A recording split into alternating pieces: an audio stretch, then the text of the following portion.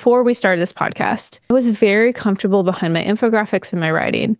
And talking and camera has always made me quite anxious. I did do some public speaking before this, but especially when I entered this world, it especially makes me anxious because it's like sometimes I'll get a statistic wrong or a word wrong. And then I'm like, oh my gosh, I got that wrong. And now I'm spreading misinformation. And like there's so much anxiety in the moment communication.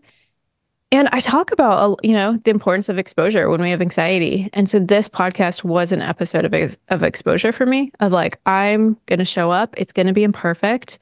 And I'm going to learn to be okay with that.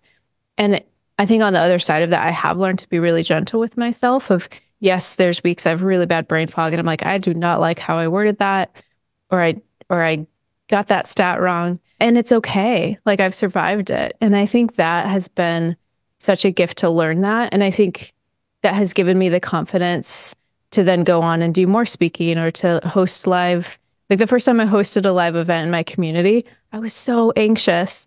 And so it's really interesting to look back in the last year and a half, how much more comfortable I've gotten with speaking as someone who does have quite a bit of anxiety around in the moment speaking.